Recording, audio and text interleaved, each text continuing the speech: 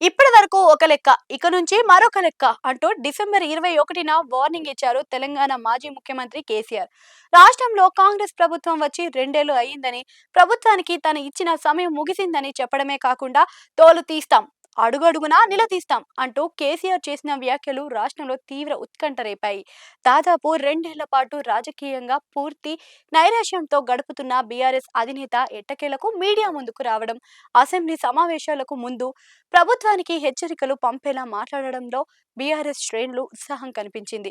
అయితే తోలు తీయడం సంగతేమో కానీ ప్రభుత్వాన్ని నిలదీయాల్సిన సమయం కేసీఆర్ లో అనుసరించిన వైఖరి ఇప్పుడు ప్రధాన చర్చకు దారితీస్తున్నాయంటున్నారు.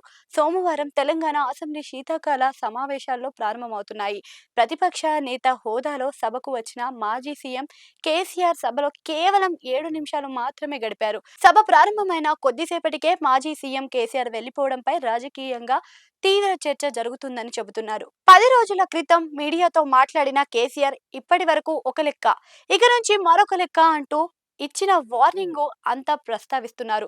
2 ఏళ్ల మౌనం తర్వాత బీఆర్ఎస్ అధినేత గలం విప్పుతున్నారని అంతా ఎదురు చూస్తుండగా ఆయన అందరినీ నిరాశలోని ముంచినట్లుగానే వ్యవహరిస్తున్నారు. ఇక తొలి రోజు పలు ప్రజా సమస్యలపై సభలో చర్చ జరిగింది.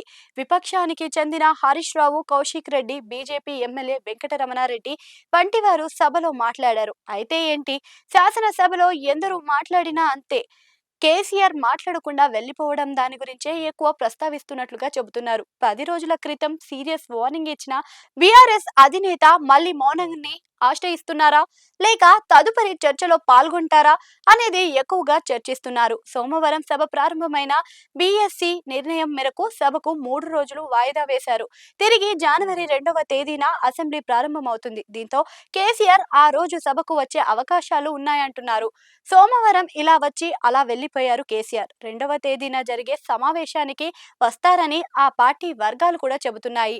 ఇదే సమయంలో కేసీఆర్ సవాలు విసిరినట్లుగా పాలమూరు రంగారెడ్డి ప్రాజెక్టుపై ప్రభుత్వానికి చర్చకు ముందుకు వచ్చిన రోజునే కేసీఆర్ అసెంబ్లీకి వస్తారు అని మరికొందరు వ్యాఖ్యానిస్తున్నారు. మరోవైపు పాలమూరు రంగారెడ్డి ప్రాజెక్టు కృష్ణా జలాల వినియోగంపై సభలో ప్రభుత్వాన్ని నిలదీసేందుకు కేసీఆర్ తీవ్ర కసరత్తు చేస్తున్నారనే ప్రచారం ఆసక్తిని రేపుతుంది.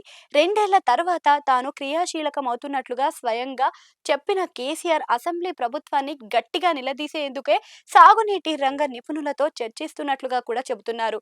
ఇదే సమయంలో ముఖ్యమంత్రి రేవంత్ రెడ్డి సైతం కేసీఆర్ ను ఈ అంశంపై మాట్లాడితే ఎదుర్కోవడానికి సిద్ధంగా ఉండాలి అని కాంగ్రెస్ శాసనసభ్యులను కూడా పిలిపించినట్లుగా కూడా తెలుస్తుంది. కృష్ణా పరివాహక ప్రాంతానికి చెందిన ఎమ్మెల్యేలకు ఈ మేరకు సమాచారం ఇచ్చి ముఖ్యమంత్రి రేవంత్ రెడ్డి విపక్ష నేతలను ఎదురుదాడి చేసేందుకు సిద్ధంగా ఉండాలని పిలుపునిచ్చినట్లుగా కూడా సమాచారం అయితే వినిపిస్తుంది. ప్రస్తుతం పరిణామాలు చూస్తుంటే పాలమూరు రంగారెడ్డి కృష్ణా జలాల వినియోగంపై అసెంబ్లీ వేదికగా వాడివేడి చర్చ జరిగే అవకాశాలు, పరిస్థితులు కనిపిస్తున్నాయని అంటున్నారు. ఈ నేపథ్యంలో విపక్ష నేత కేసీఆర్ 2 లేదా 3వ తేదీలో సభకు వచ్చే పరిస్థితి ఉందని చెబుతున్నారు. కృష్ణా జలాలలో తెలంగాణ వాటా, గత ప్రభుత్వాల ప్రతిపాదనలు, బీఆర్ఎస్ అధికారంలోకి వచ్చాక తీసుకున్న నిర్ణయాలపై కేసీఆర్ మాట్లాడే అవకాశాలు ఉన్నాయంటున్నారు. ముఖ్యంగా పాలమూరు రంగారెడ్డి ప్రాజెక్టుపై కాంగ్రెస్ సర్కారు అనుసరిస్తున్న వైఖరి వల్ల 2 జిల్లాల రైతులకు ఎలాంటి నష్టం జరుగుతుందో కేసీఆర్ ప్రస్తావించే అవకాశం ఉందని అంటున్నారు.